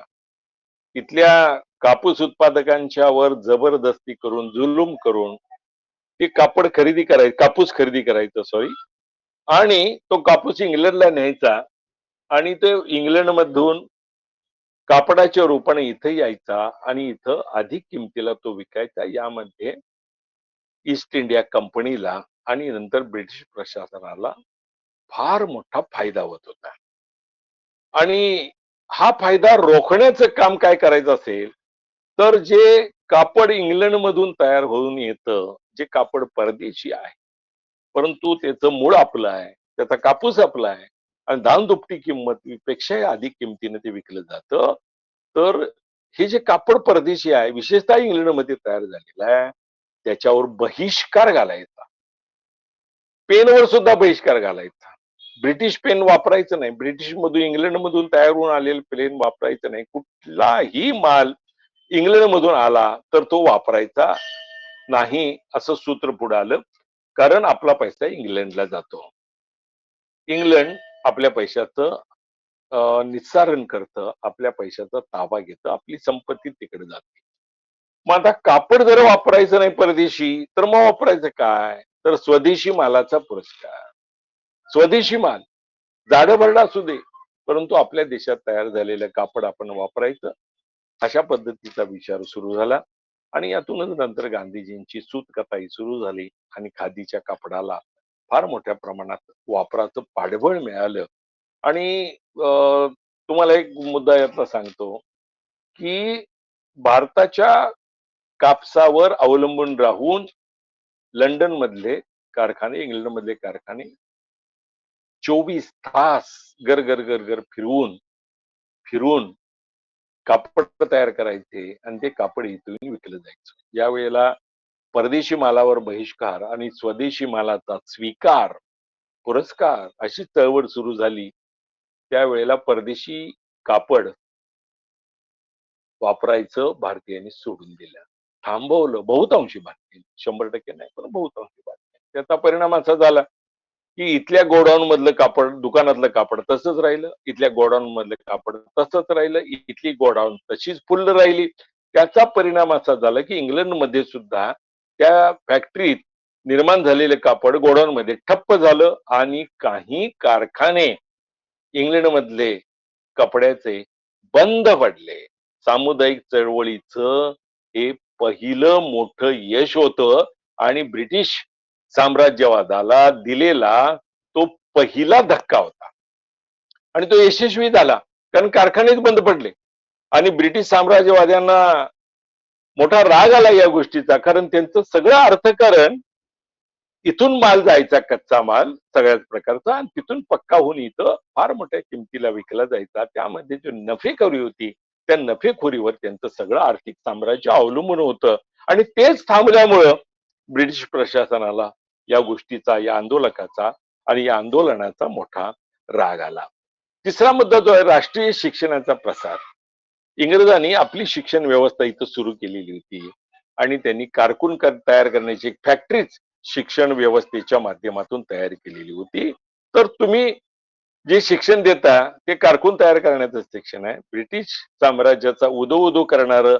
शिक्षण तुम्ही देता तर ते शिक्षण नको तर राष्ट्रीय शिक्षण ज्यामध्ये राष्ट्रीय प्रश्न असतील ज्यामध्ये राष्ट्रीय अस्मिता असतील ज्यामध्ये राष्ट्राच्या प्रश्नाची चर्चा असेल ज्यामध्ये राष्ट्रीय प्रेम अस्मिता यांची जागृती असेल असंच राष्ट्रीय शिक्षण आम्ही सुरू करू आणि आमची मुलं तेच शिक्षण घेतील समाज तेच शिक्षण घेईल ही मागणी मगाशी वसाहतीच्या स्वराज्याचं सांगितलं संपूर्ण स्वातंत्र्य नव्हे संपूर्ण स्वराज्यही नव्हे तर त्याच्या खाली येऊन वसाहतीला जे स्वराज्य दिले इंग्रजांनी अनेक जगभरच्या वसाहती त्यांच्या ताब्यात होत्या त्यांना जे काही स्वातंत्र्य स्वराज्याचे अधिकार दिलेत काही अधिकार प्रशासनाचे दिलेत ते अधिकार आम्हाला मिळायला पाहिजेत ही त्यांची मागणी होती आणि या चार मागणींनी फार मोठ्या प्रमाणात लोकांना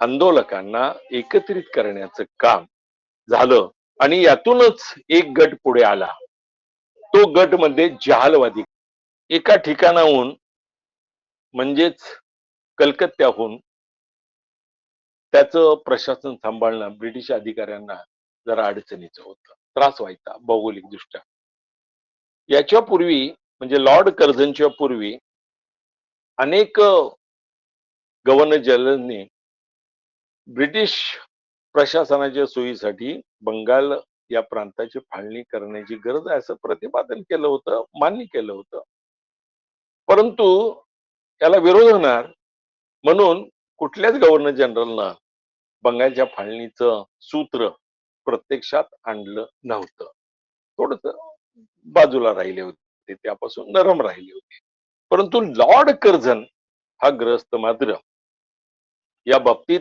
हेकेखोर ठरला हुशार होता प्रशासन त्याचं जबरदस्त होतं हे जरी खरं असलं तरी भारतीयांच्या बद्दल त्याच्या मनामध्ये कुठल्याही प्रकारची प्रेमाची आपुलकीची मानवतेची भावना नव्हती कडक होता तो हुशारी होता बुद्धिमत्ताही होती पण ती बुद्धिमत्ता भारतीयांना दाबण्यामध्ये त्यानं उपयोगाला आणली आणि जी फाळणी कागदावर होती ती त्यानं प्रत्यक्षात आणण्याचं काम केलं ही फाळणी आणताना बंगालच्या कारभारासाठी उपयुक्त असं त्याला जरी झालर दिली असली तरी प्रत्यक्षात ती बंगालच्या अस्मितेची फाळणी होती बंगाल हिंदू आणि मुस्लिम या दोन प्रमुख अशा धार्मिक लोकांच्या सहवासानं गुण्या गोविंदानं नांदत होता तिथं त्यांनी फाळणी धार्मिक तत्वाच्या आधारावर केली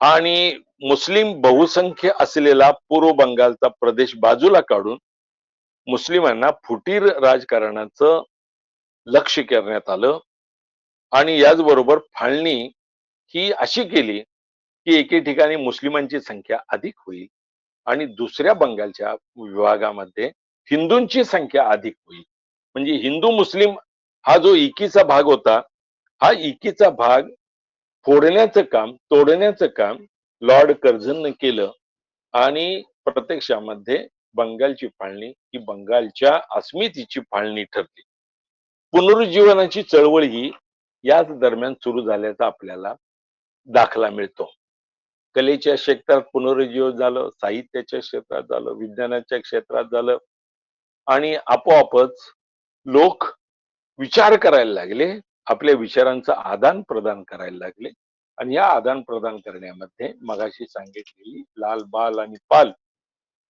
यांची नेतृत्वाची बाब खूप महत्वाची ठरली आणि त्या तिघांनी संपूर्ण देश असा खदखदत ठेवण्याचं मोठं काम केलं.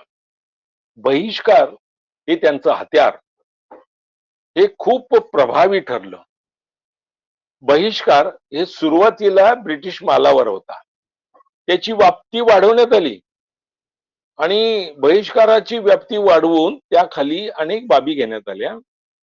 ते म्हणजे सरकारी शिक्षणावर बहिष्कार, सरकारी नोकऱ्यांवर बहिष्कार, सरकारी मान सन्मानावर बहिष्कार आणि सरकारच्या पदव्यांच्यावर बहिष्कार. त्यामुळे सरकारनं पदवी काय दिली, रावसाहेब राव बहादूर वगैरे वगैरे.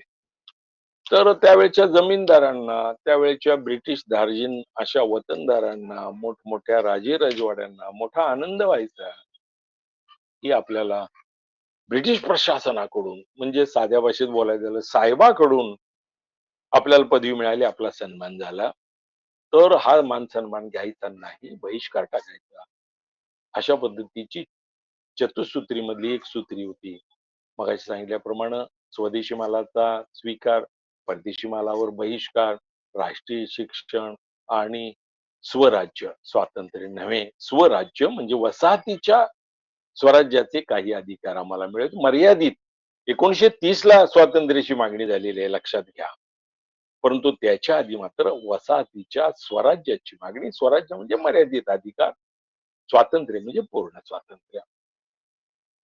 या सगळ्या व्यवस्थेमध्ये परदेशी मालाचा बहिष्कार म्हणजे नुसतं वापरायचं नाही असं नव्हे, तर त्याच्या पुढं जे लोक होते, जे जहाल होते, दहशतवादी होते, त्यांनी ते असं म्हटले की कापड आपण विकत घेऊया आणि ते पेटवूया.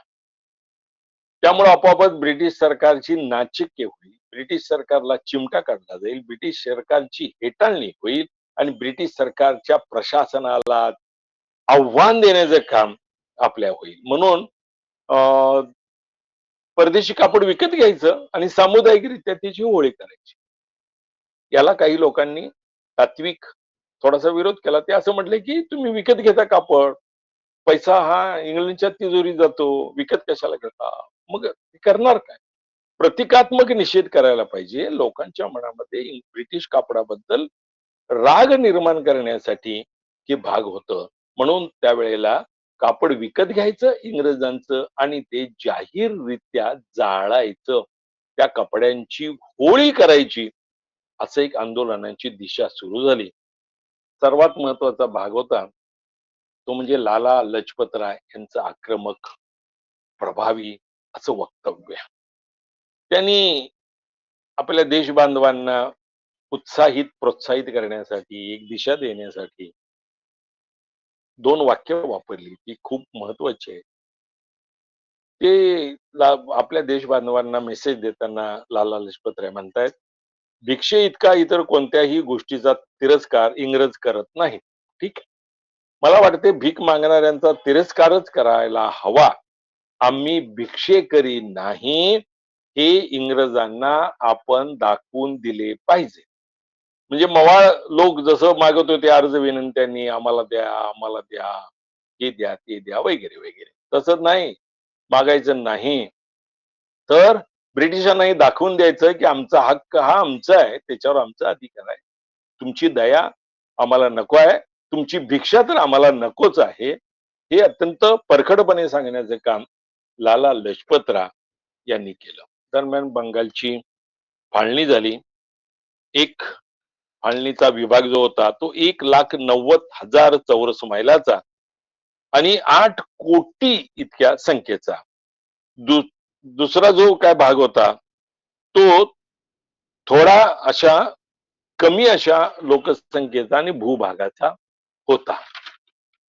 याचं वैशिष्ट्य असं होतं की यामध्ये एका ठिकाणी कलकत्त्याहून चालवायला आम्हाला शक्य होत नाही, अडचणीचं होतं असा मुलामा दिला आणि एका विभागात मुस्लिम मोठ्या संख्येने, दुसऱ्या विभागात हिंदू मोठ्या संख्येने अशी विभागणी करून हिंदू मुस्लिम ऐक्याला सुरुंग लावण्याचं काम लॉर्ड कर्झन आणि त्याला मान्यता देणारं ब्रिटिश प्रशासन यांनी केल्याचं आपल्याला दिसून येतं. सुरुवातीला लॉर्ड कर्झननं लोकांना समजावून सांगायचा प्रयत्न केला की बंगालची फाळणी कशी आवश्यक आहे, ती का आवश्यक आहे, त्यातून काय फायदा होईल आणि ते भाग शांत राहावेत म्हणून लॉर्ड कर्झननं 1904च्या प्रारंभी चितगाव, डाक्का आणि मैमनसिंग या ठिकाणी दौरे काढले आणि फाळणीचा उद्देश, फाळणीचा विचार, फाळणीचं स्वरूप सांगून लोकांचा पाठिंबा मिळवण्याचा प्रयत्न केला, परंतु त्यात त्याला काय यश आलं नाही. फाळणीची त्यानं जी तयारी केली होती ती गुप्त ठेवण्यात आली नंतरच्या कालखंडामध्ये आणि इंग्लंडला त्यानं ते पाठवलं. 1905 ला ही फाळणी झाली. झाली म्हणजे ती तिथल्या लंडन मधल्या स्टँडर्ड या वृत्तपत्रांना पहिल्यांदा हे वृत्त छापलं की बंगालची फाळणी ही ब्रिटिश सरकारनं केलेली आहे. त्यावेळेला भारत मंत्री जो इंग्लंडमध्ये होता तो भारतात कधी आलेला नव्हता, परंतु तो तिथं बसून भारत मंत्री म्हणवून घ्यायचा आणि भारताचा कारभार करायचा. त्यावेळेला वार्ताहरांनी त्याला विचारलं की बंगालची फाळणी केलेली आहे ही गोष्ट खरी आहे काय? त्यावेळेला त्यानं सांगितलं की ही गोष्ट खरी आहे. आणि ही बातमी आल्यानंतर मात्र संपूर्ण देशभर इंग्रजांच्या विरोधात असंतोषाचा भडका उडाला आणि इथल्या इंग्रज सरकारनं 7 जुलै 1905 ला सिमला येथून ही गॅझेट मधून प्रकाशित केली फाळणी. त्यामुळं बंगाल प्रांतापासून चितगाव, डाक्का आणि राजेशाही विभाग आणि माल्टा हे प्रदेश तोडून ते आसामला जोडले आणि दार्जिलिंग बंगालमध्येच ठेवलं आणि नव्या प्रांताचं नाव त्यांनी पूर्व बंगाल, आसाम असं ठेवलं आणि दुसरा एक भाग होता तो म्हणजे बंगाल असा ठेवण्यात आला. वेगवेगळ्या स्वरूपामध्ये हे स्टँडर्ड या वृत्तपत्रानं मांडल्यानंतर इंग्रज सरकारला ही नाविलाज होऊन बंगालच्या फाळणीला आम्ही मान्यता दिलेली आहे असं जाहीर करावं लागलं. त्यामुळं आपोआपच बंगाल प्रांताच्या पश्चिमेकडचा काही भाग आणि छोटा नागपूर मिळून 5 हिंदू संस्थाने बंगालपासून अलग केली आणि संबळपूर आणि इतर ओरिसा मधली प्रदेश जोडण्यात आला. त्या प्रांताचं क्षेत्रफळ 1,41,580 चौरस मैल असून तिथली संख्या 5,40,00,000 राहील आणि त्यामध्ये 4,20,00,000 हिंदू राहतील आणि 80,00,000 मुस्लिम राहील. अशा पद्धतीची व्यवस्था आणि आधीची संख्या मात्र वेगळीच आहे. म्हणजे 8 कोटी इतकी प्रचंड संख्या आणि त्यामध्ये निम्म्यापेक्षा अधिक मुस्लिम राहतील. म्हणजे एके ठिकाणी मुस्लिम बहुसंख्य, दुसऱ्या ठिकाणी हिंदू बहुसंख्य.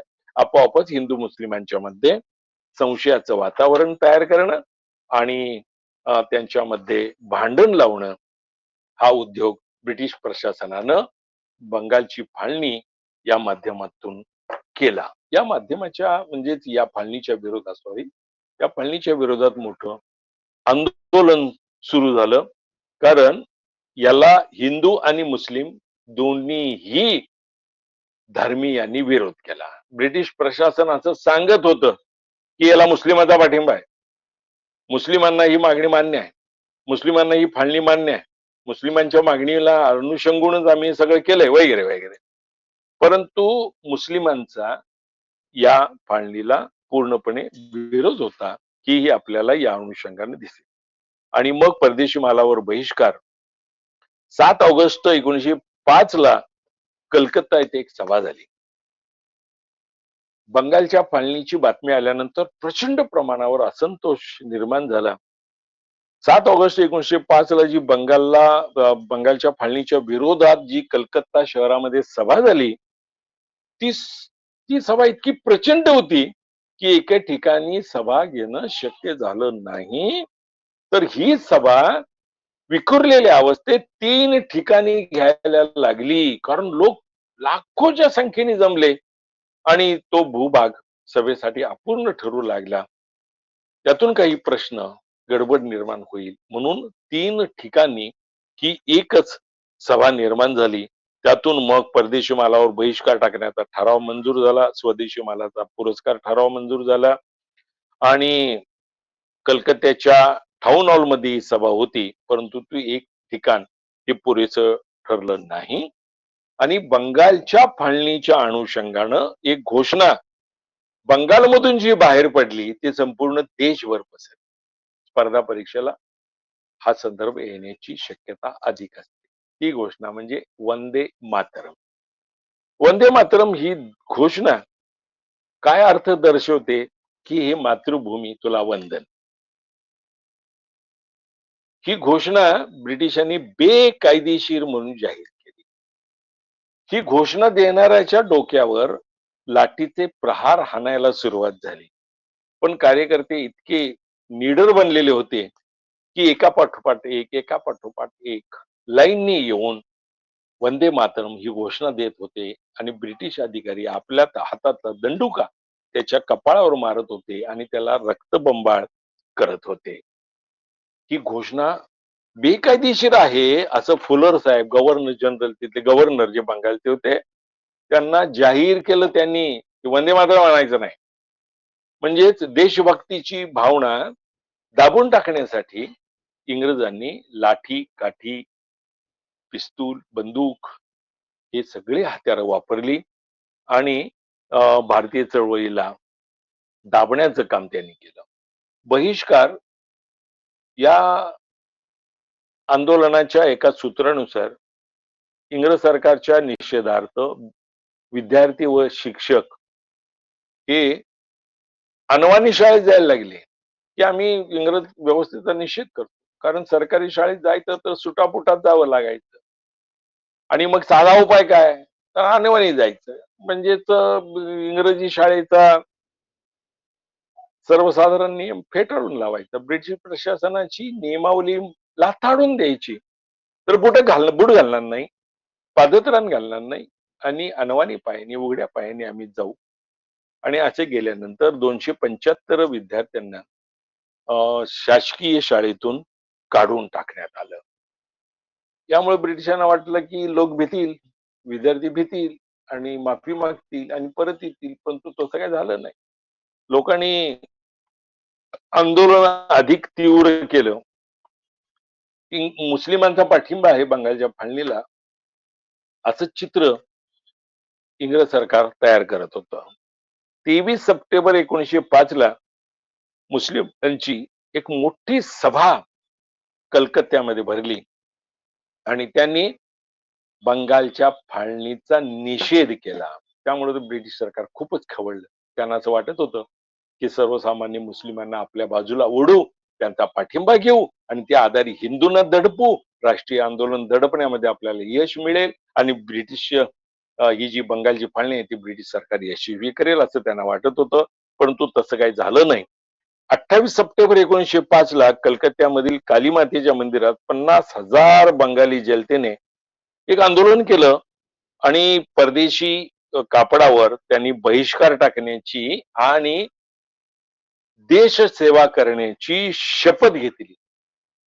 हे मोठं त्यातलं यश होतं की 50,000 लोक कालीमातेच्या मंदिरात जमले. यामागं भक्तीची भावना आणि राष्ट्रप्रेमाची भावना एकत्र करण्यामध्ये बंगाली नेत्यांना यश आल्याचा दाखला सापडतो. मगाशी सांगितल्याप्रमाणे वंदे मातरम ही घोषणा देशभर पसरली. सुरू झाली बंगालमधून, सुरू झाली बंगालच्या फाळणीच्या अनुषंगानं, परंतु ही घोषणा देशभर पसरली. सोपी आहे, दोनच शब्द आहेत, वंदे मातरम. दुसरं काही म्हणायचं नाही. सामान्य माणसानं दुसरं काही व्याख्यान देण्याची, भाषण देण्याची, लेख लिहिण्याची काही गरज नाही. वंदे मातरम हे दोन शब्द मोठ्याने उच्चारायचे आणि त्याचं वावडं मात्र ब्रिटिश प्रशासनाला होतं. गव्हर्नर जो फुलर होता त्या फुलरनं मात्र ह्याच्यावर बंदीच घातली. तो फुलर थोडासा विक्षिप्त होता आणि त्यानं एक विधान केलं आणि पुन्हा आगीत तेल ओतण्याचं काम केलं. एकतर वंदे मातरम या घोषणेबद्दल त्यानं बंदी करणारा कायदा लागू केला. याचबरोबर गव्हर्नर पदाला न शोभणारे एक वक्तव्य त्यानं केलं ते वक्तव्याचं होतं की इंग्रजांच्या मुसलमान व हिंदू या दोन बायका आहेत, पैकी मुसलमान ही आवडती आहे आणि हिंदू ही नावडती आहे, असं अत्यंत घाणेरडं विधान, आपल्या पदाला न शोभणारं विधान, प्रशासकाला शोभा न देणारं अत्यंत पोरकट निर्लज्ज असं विधान त्यांना करून एक विनोद करण्याचा प्रयत्न केला. परंतु त्यामुळं या सगळ्या प्रकाराला एक वेगळं वळण मिळालं. हिंदू लोकही चिडले, मुस्लिम लोकही चिडले. चा दर्जा देणारं हे प्रशासन उलथून टाकलं पाहिजे, अशा रीतीची भावना त्यांच्या मनामध्ये निर्माण झाली. आणि 1906 ला ही फाळणी झाली असं भारत मंत्र्यांनी कबूल केलं. त्यावेळेचे भारत मंत्री होते मोर्ले, आणि त्यांनी ब्रिटिश पार्लमेंटमध्ये सांगितलं की ही फाळणी आम्ही केलेली आहे. परंतु 1906 ते 1911 या 5 वर्षात ब्रिटिश प्रशासनाला या आंदोलनानं इतकं सतावलं, इतकं सळकीपळ करून सुटलं, इतकी त्याची व्यापकता वाढवली की ब्रिटिश प्रशासन शेवट हतबल झालं. हा स्वातंत्र्य चळवळीतला पहिला मोठा असा विजय होता, लक्षात घ्या. फार मोठा विजय. संपूर्ण देशभर आंदोलन पसरलं. त्यांना असं वाटलं होतं की बंगालमध्येच राहील, वंदे मातरम ही घोषणा बंगालमध्येच राहील. परंतु तसं झालं नाही.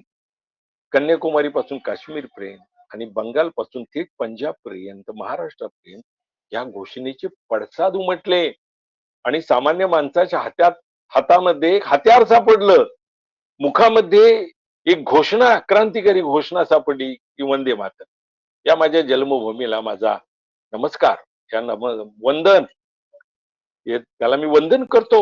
त्यामुळे राष्ट्रप्रेमाची भावना वाढली. याचा राग ब्रिटिश साम्राज्यवादी अधिकाऱ्यांना खूप आला आणि त्यांनी या दोन शब्दाच्या घोषणेवर बंदी घातली आणि लोकांची डोकी फुटली, अश्रुधूर, गोळीबार असे प्रकार व्हायला लागले. परंतु ब्रिटिशांच्या लक्षात आलं, प्रशासनाच्या लक्षात आलं की आता हे प्रकरण आपण जास्त रेटू शकत नाही, कारण हळूहळू हळू संपूर्ण देश या आंदोलनाने पेटलेला आहे, चिडलेला आहे, व्यापक बनलेला आहे आणि आपल्या सत्तेला हादरा बसेल, आपल्या नियंत्रणाला, आपल्या प्रशासन यंत्रणेला यांनी हे लोक आव्हान देत आहेत.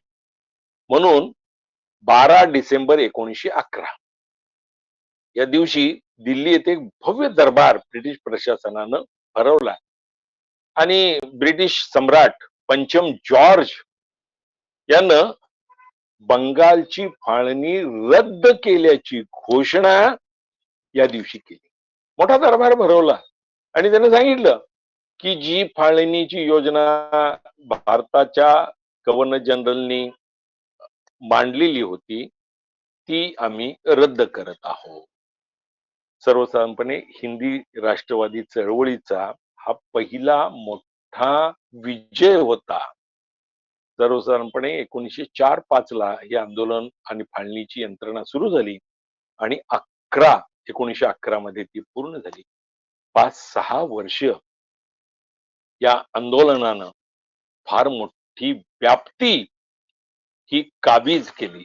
जनसामान्याला एक हत्यार दिलं, जनसामान्याला नीडर बनवलं, जनसामान्यांच्या मनात धारिष्ट निर्माण केलं आणि ब्रिटिशांच्या लाठीला, गोळीला, तुरुंगाला भ्यायचं नाही, हा वेगळाच संदेश या आंदोलनानं भारतीय सामान्य जनांच्या मध्ये, भारतीय नेतृत्वामध्ये, भारतीय विचारवंतांमध्ये, भारतीय पत्रकारांच्या मध्ये, भारतीय संपादकांच्या मध्ये, वकिलांच्या मध्ये, सुशिक्षित अशिक्षित सर्व घटकामध्ये तयार झाला आणि त्यानंतर 40 वर्ष जवळजवळ हे आंदोलन हळूहळू हळू वाढत वाढत गेलं. सुरुवातीला स्वराज्याची मागणी ही नंतरच्या कालखंडामध्ये पूर्ण स्वराज्याची बनली आणि त्याच्यानंतर स्वातंत्र्याची मागणी झाली. नंतर स्वातंत्र्याची मागणी पूर्ण स्वातंत्र्याची मागणी झाली आणि 1942च्या आंदोलनाने चले जाव चळवळीचा पाया रचला गेला. 8 आणि 9 ऑगस्टला काँग्रेसचं अधिवेशन मुंबईत भरलं आणि त्या अधिवेशनामध्ये गांधीजींनी चले जावचा नारा दिला आणि गांधीजी हे अत्यंत शांततावादी नेते, परंतु या वेळेला मात्र त्यांनी अत्यंत व्यापक अशी भूमिका घेतली आणि असं आवाहन केलं की प्रत्येक भारतीयानं आजपासून स्वतःला स्वतंत्र समजावं आणि ब्रिटिशांना आदेश दिला गांधीजींनी की चले जाओ, तुम्ही इथून निघा, तुम्ही इथून चालायला लागा, आमचं आम्ही बघतो. ब्रिटिशांचं असं म्हणणं वारंवार होतं की आम्ही गेलो, तुमचं काय होणार? 561 जवळ-जवळ संस्थान आहेत, त्यांच्यावर आमचा करार झालेला आहे. ते तुमच्यात कसे सहभागी होतील? भारतात 2 भारत आहेत, एक प्रिन्सली स्टेट आणि एक ब्रिटिश स्टेट. मग तुमचं त्यांचं काय होणार? राजांचं काय करणार तुम्ही? शिवाय हिंदू, मुस्लिम हे विभागलेले आहेत वगैरे. ही विभागणी ब्रिटिशांनीच केलेली आहे. हिंदू, मुस्लिम 1857च्या आधी एकत्र राहत होते, गुण्यागोविंदाने राहत होते. धार्मिक तेढ नव्हती, परंतु ब्रिटिशांनी फोडा आणि झोडा, डिवाइड अँड रूल ही सिस्टीम स्वीकारली आणि हिंदू मुस्लिमांच्या मध्ये फाटाफूट करण्याचं काम ब्रिटिशांनी सुरू केलेलं आहे. मध्ययुगीन कालखंडामध्ये एकमेकांचा धर्म न पाहता एकमेकाच्या लष्करामध्ये जाणं येणं होतं. धार्मिक त्यावेळा संघर्ष मध्ययुगीन कालखंडात नव्हता, तर मध्ययुगीन कालखंडाचा संघर्ष हा राजकीय संघर्ष होता. हे आता सिद्ध झालेलं आहे, अनेक साक्षी पुराव्यांनी, अनेक कागदपत्रांनी, अनेक घटनांनी सिद्ध झालेलं आहे. परंतु हिंदू आणि मुस्लिम एकत्र राहिल्यामुळं, एकत्र लढल्यामुळं 1857चा उठाव मोडून काढणं आपल्याला अवघड गेलं. 1857चा उठावच यासाठी झाला की तो हिंदू मुस्लिम एकीचा भाग होता. कारण इनफिल्ड, रॉयल इनफिल्ड कंपनीच्या ज्या बंदुका होत्या त्यामध्ये एक विशिष्ट प्रकारची गोळी भरली जायची. त्या गोळीवर जे आवरण असायचं ते फोडण्यासाठी, ते तोडण्यासाठी पहिल्यांदा छोट्या छोट्या चाकूंचा पुरवठा होता, परंतु नंतर त्या अडचणीचं व्हायला लागलं. म्हणून ब्रिटिश प्रशासनानं सांगितलं की सैनिकांनी जाताना ते आवरण तोडावं आणि गोळी भरावी आणि गोळी उडवावी. परंतु योगायोगानं ही बातमी बाहेर पडली की हे आवरण गायीच्या आणि डुकराच्या चरबीपासून तयार केलेलं आहे. हे बाहेर बातमी आल्यानंतर फार मोठ्या प्रमाणात उद्रेक झाला, भावनेचा उद्रेक झाला आणि हिंदू लोक म्हणायला लागले, गायीची चरबी आम्ही तोंडात घेणार नाही, कारण गाय याला आम्ही पवित्र प्राणी, आमच्या धर्मातला प्राणी मानतो, पवित्र मानतो.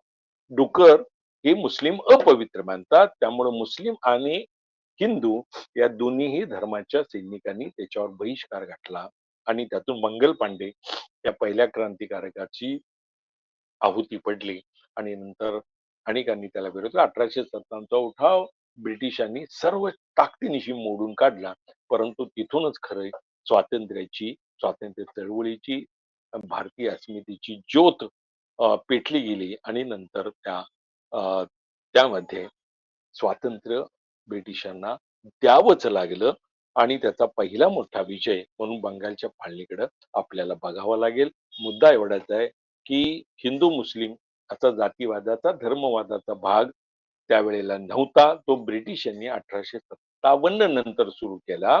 त्यांनी खास अभ्यास केला की 1857चं बंड अचानक कसं सुरू झालं, याच्या मागं कोण आहे, का सुरू झालं, आपल्याला हे बंड मोडण्यासाठी त्रास झाला तो का झाला, आणि मग त्यांच्या अभ्यासाची सूत्र त्यांना मिळाली, अभ्यासाचे निष्कर्ष त्यांना मिळाले. त्यातला प्रमुख निष्कर्ष होता 1857चा उठाव झाला आणि तो आपल्याला मोडून काढायला त्रास झाला, या माग हिंदू मुस्लिम या दोन्हीही धर्माची एकता कारणीभूत आहे. आणि तिथूनच त्यांनी हिंदू मुस्लिमांच्या मध्ये फाटाफूट पाडायला सुरुवात केली. ती फाटाफूट 1947 पर्यंत सुरू होती. लॉर्ड माउंटबॅटन तेवढ्यासाठी आला होता की भारताला एकसंघ स्वातंत्र्य द्यायचं नाही, आणि तो राजघराण्यातला होता, मोठा मुत्सद्दी होता, मोठा मितभाषी होता आणि त्याला काही कानमंत्र ब्रिटिश प्रशासनानं म्हणजे ब्रिटिश मंत्रिमंडळाने दिलेले होते. त्याप्रमाणे तो इथं येऊन यांच्याशी बोलला आणि मग पुन्हा इंग्लंडला गेला आणि त्यांनी आपल्या देशाच्या फाळणीची योजना सादर केली. ब्रिटिशांनी त्याला मान्यता दिली आणि इथं येऊन त्यानं 2 देश केले, भारत आणि पाकिस्तान. त्यामध्ये पाकिस्तानचा पश्चिम पाकिस्तान आणि पूर्व पाकिस्तान असे 2 तुकडे केले. आणि पाकिस्तानाला धर्माच्या आधारे मान्यता मिळावी, धर्माच्या आधारे ते राष्ट्र उभं राहावं असं षडयंत्र त्यानं रचलं. ते बॅरिस्टर जिन्ना अत्यंत फुटीरतावादी, एकांकी, धर्माचा आधार घेणाऱ्या परंतु धर्म न मानणाऱ्या व्यक्तीला आपल्या जाळ्यात ओढण्यामध्ये ते ब्रिटिश प्रशासन यशस्वी झालं आणि बॅरिस्टर जिनांच्या चुकीच्या आग्रहाखातर आणि एकदम टोकाची अशी त्याची भूमिका होती. त्याच्या खातीर त्याला पुढे करून ब्रिटिशांनी या देशाची तुकडे केली आणि मुस्लिम धर्माच्या आधारावर पाकिस्तान हे राष्ट्र उभं राहिलं. परंतु आता गेल्या 75 वर्षाचा इतिहास पाहता धर्माच्या आधारे राष्ट्र उभं राहू शकतं, परंतु राष्ट्र टिकू शकत नाही, राष्ट्र प्रगती करू शकत नाही, राष्ट्र विकसित होत नाही. हे पाकिस्तानच्या एकूण स्थितीवरून आज हे आपल्याला पटतं. तर ब्रिटिशांनी ही फार मोठी खेळी केली.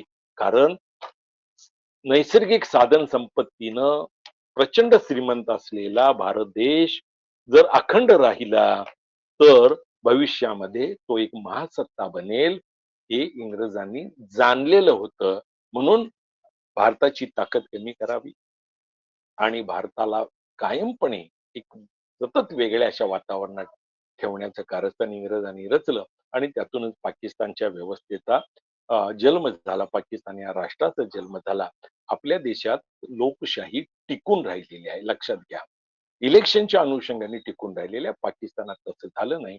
ब्रिटिशांच्या त्या कटू प्रचाराला, विषारी तत्वज्ञानाला पाकिस्तानचा हा मुस्लिम धर्माचा राष्ट्रवाद हे एक फळ आलं, परंतु ते फळ टिकलं नाही आणि आता अनेक घटनांनी सिद्ध झालेलं आहे की या विषारी फळाला फार महत्व मिळू शकलं नाही आणि पाकिस्तान जे आज गर्तेत आहे ते हे असं आहे. धर्म हा भाग वेगळा असतो, राष्ट्र ही भाग वेगळा असते. धर्माच्या अनुषंगाने राष्ट्र उभं राहायला ठीक असतं, उभं करायला ठीक असतं, पण ते टिकू शकत नाही आणि प्रगती करू शकत नाही. हा आपला इतिहास आहे. मला वाटतंय माझं विवेचन इतकं पुरेसं आहे. ज्याला जितकी जादा माहिती तुम्हाला सांगता येईल, ती मी तुम्हाला सांगितली. आपण शांतपणे ते ऐकून घेतली. याबद्दल मी आपला मनःपूर्वक आभारी आहे. Thank you. जय हिंद, जय महाराष्ट्र.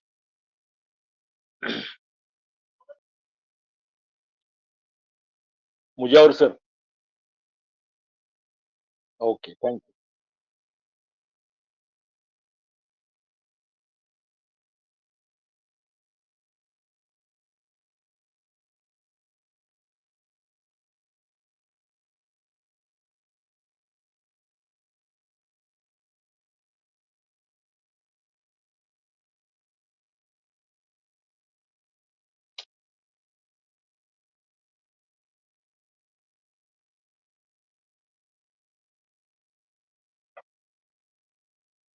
काय अडचण नाही, काय अडचण घ्या की.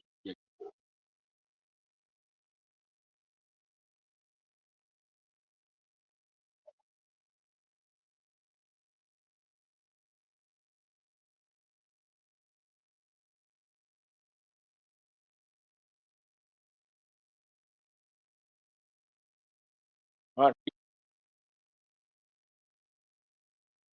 आहे. Thank you. Thank you very much. धन्यवाद.